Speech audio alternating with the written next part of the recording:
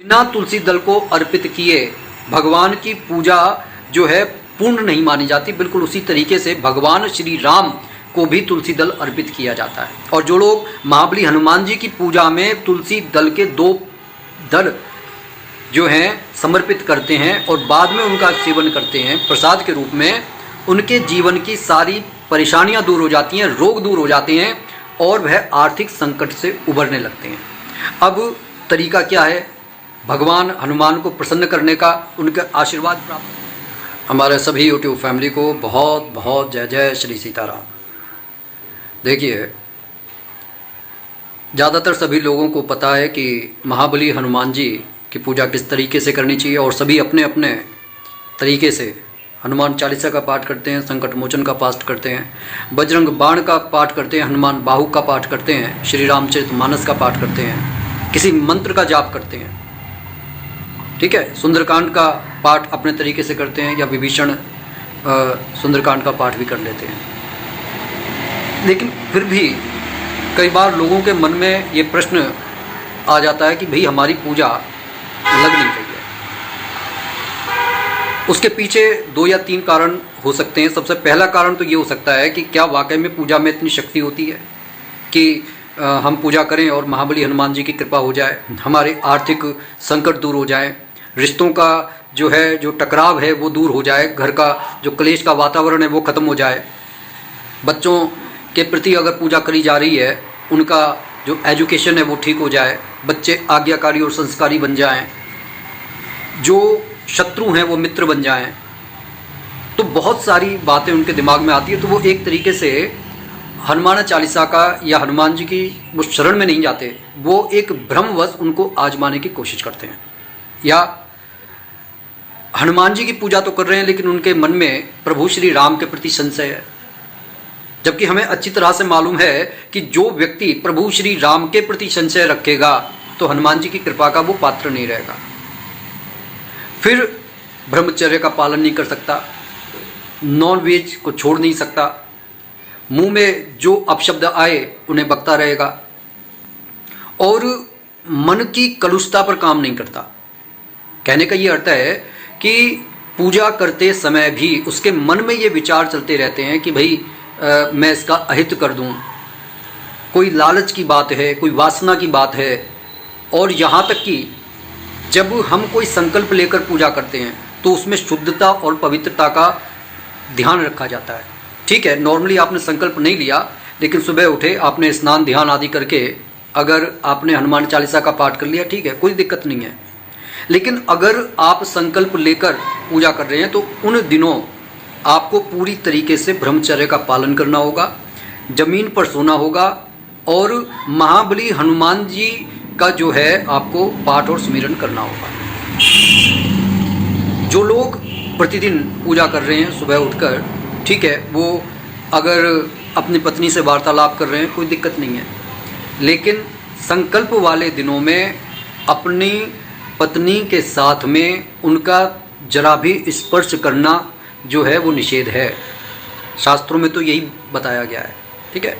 तो अगर आप संकल्प लेकर किसी मनोरथ को पूर्ण करने के लिए और उसके अपेक्षित परिणाम चाहते हैं तो संकल्प पर दृढ़ रहना आपको होगा, हृदय और मन पवित्र होना चाहिए। बहुत सारे लोग ये त्रुटियां करते हैं और त्रुटियां करने के बाद में फिर भगवान से शिकायत करते हैं कि हमने तो साल भर पूजा की लेकिन हमारे को कोई बेनिफिट नहीं मिला। जैसे कि आपने देखा होगा कि लोग सावन के भी सोमवार उठा लेते हैं, पूरा सावन व्रत उपवास करते हैं, लेकिन वहाँ पर भी उनको जो है परेशानियों का सामना करना पड़ता है। क्योंकि देखिए, पूजा आप किसी भी इष्ट की कर रहे हैं, लेकिन जब तक आपके मन के भाव शुद्ध नहीं होंगे तो वह पूजा सफल नहीं हो सकती। अब इसी कड़ी में जो लोग विशेषतः अपने मनोरथों को पूर्ण करना चाहते हैं और जिनके प्रभु श्री राम में आस्था है, महाबली हनुमान जी में आस्था है, उन्हें त्रिसंध्या उपासना करनी चाहिए। जैसे आपने देखा होगा कि गायत्री माँ की उपासना की जाती है, उनकी सुबह पूजा की जाती है और दोपहर में पूजा की जाती है, शाम को पूजा की जाती है, ठीक है। इस तरीके से जब हम त्रिसंध्या पूजा करते हैं तो वह जो गायत्री माता के जो उपासक हैं उन्हें मालूम है कि किस तरीके से गायत्री माँ की कृपा होती है। बिल्कुल उसी तरीके से महाबली हनुमान जी की कृपा चाहने वालों को त्रिसंध्या उपासना हनुमान जी की करनी चाहिए। सबसे पहले मैं आपको बता दूं कि महाबली हनुमान जी उस हर कृत्य से प्रसन्न होते हैं जो प्रभु श्री राम को प्रसन्नता प्रदान करती है।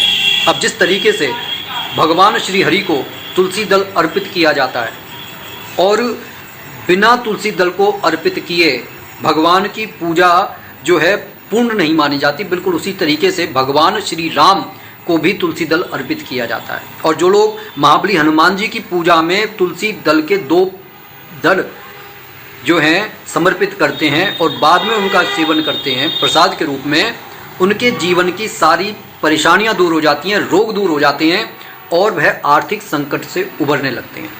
अब तरीका क्या है भगवान हनुमान को प्रसन्न करने का, उनका आशीर्वाद प्राप्त करने का? तो सबसे पहले तो मन में ये संकल्प धारण कर लें कि हमें महाबली हनुमान जी की त्रिसंध्या उपासना करनी है। ठीक है, त्रिसंध्या उपासना में आपको जो है तुलसी दल अर्पित करने हैं। जो निषेध दिन है उन दिनों आपको तुलसी दल तोड़ने नहीं है। जैसे कि रविवार का दिन होता है, उस दिन तुलसी दल में पानी नहीं दिया जाता और उनको जो है तोड़ा भी नहीं जाता। संध्या के समय जो है तुलसी दल को तोड़ा नहीं जाता। एकादशी के समय तुलसी दल को तोड़ा नहीं जाता, एक दिन पहले तोड़ कर रख लेना चाहिए। या आपके पास इतना तुलसी दल होना चाहिए कि आपकी कोई पूजा बिना तुलसी दल के ना हो। अब जो लोग इस तरीके से महाबली हनुमान जी की उपासना करते हैं उन्हें एक बात का और ध्यान रखना चाहिए, जब भी तुलसी दल को तोड़ें तो सबसे पहले अपने कानों को इस तरीके से पकड़कर तुलसी मैया के पैरों को छूकर क्षमा मांगें और उन्हें बताएं कि मैं इस निमित्त भगवान श्री हरि को प्रसन्न करने के लिए आपको जो है लेने की आज्ञा चाहता हूँ और मुझे आप आज्ञा दीजिए। ये मानसिक प्रार्थना करने के बाद में आप तुलसी दल को तोड़ दें। अब आपको प्रातः पूजा करनी है, दोपहर में पूजा करनी है और आपको सायं में पूजा करनी है। इसके समय क्या है वो मैं अभी बताऊंगा, लेकिन सबसे पहले ये समझ लेना चाहिए कि आखिर इस पूजा से फ़ायदा क्या होगा। इस पूजा से सबसे बड़ा फ़ायदा ये होगा कि ये जो संधि काल होते हैं, ठीक है, जहाँ पर जो सुबह और रात की जो संध्या काल को जो जोड़ रहे हैं, जहाँ पर एकदम से सूरज भगवान अभी उदित नहीं हुए हैं, इन संधि काल में देवता जो लोग देवता जो हैं वो देवलोक से धरती पर भ्रमण करते हैं। वो धरती और स्वर्ग के बीच का जो है द्वार खुल जाता है, ऐसी मान्यता शास्त्रों में है। तो संधि काल के समय जो भी पूजा की जाती है वह सीधी जो है देवता लोग सुनते हैं, उनका आशीर्वाद प्राप्त होता है।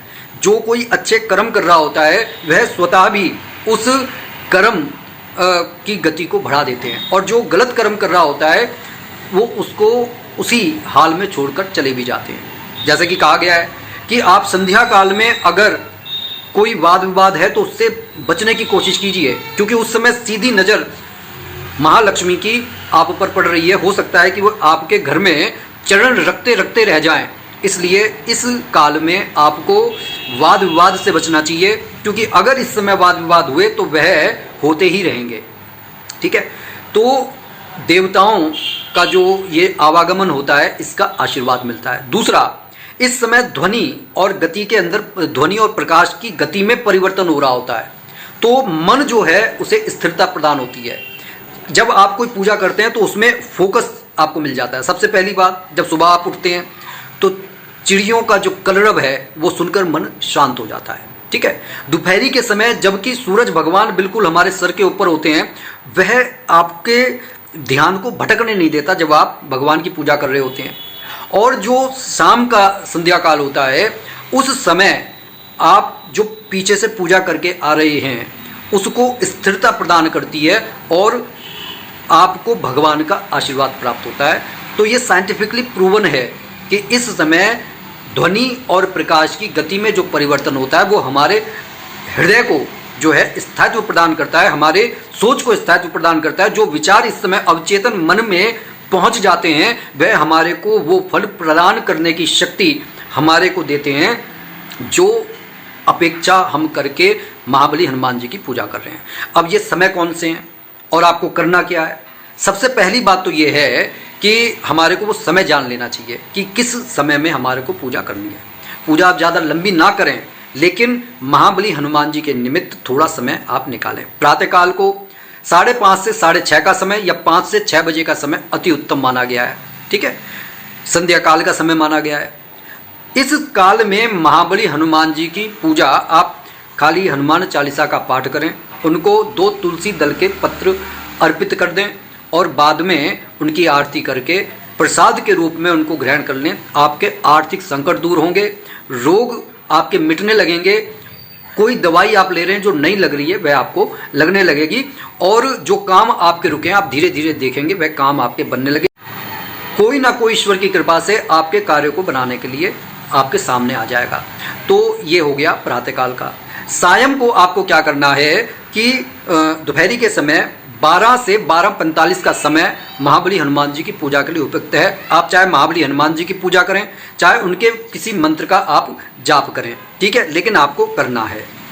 उसके बाद में शाम के समय 6 से 7 का समय अति उत्तम माना गया है। इस समय जब आप पूजा करते हैं तो महाबली हनुमान जी की साक्षात कृपा आप पर आती है। करके देखिए, आपके जीवन में अमूल चूल परिवर्तन देखने को मिलेगा। ये वह बातें हैं जो सिर्फ साधु संत जानते हैं और वह इनको करते भी हैं। आपने कभी देखा होगा कि जब मंदिर के पट पूजा जब बंद हो जाते हैं उस समय कोई पूजा नहीं करते, लेकिन जो ध्यानी साधु संत हैं वह इस समय भी अपनी माला को चला रहे होते हैं, कुछ मंत्र बुदबुदा रहे होते हैं, हनुमान चालीसा का पाठ करते हैं। तो इस प्रकार से आप पूजा करें, ब्रह्मचर्य का पालन करें, नॉन वेज से दूर रहें। आप देखेंगे आपके जीवन में खुशियों का अंबार लगा देंगे वो महाबली हनुमान जी, क्योंकि सब सुख लहे तुम्हारी सरना, तुम रक्षक काहू को डरना। महाबली हनुमान जी की शरण में जो जाता है उसका परम कल्याण होता है। लेकिन महाबली हनुमान जी की पूजा के साथ आप प्रभु श्री राम की स्तुति जरूर करें और उनके मंत्र का कोई जाप करें। आपके जीवन में अमूलचूल परिवर्तन होगा, कल्याण होगा। और जाते जाते मैं आप सभी से निवेदन कर रहा हूं कि चैनल को सब्सक्राइब करें और कमेंट बॉक्स में इष्ट देव का नाम लिखना ना भूलें। जय जय श्री सीताराम।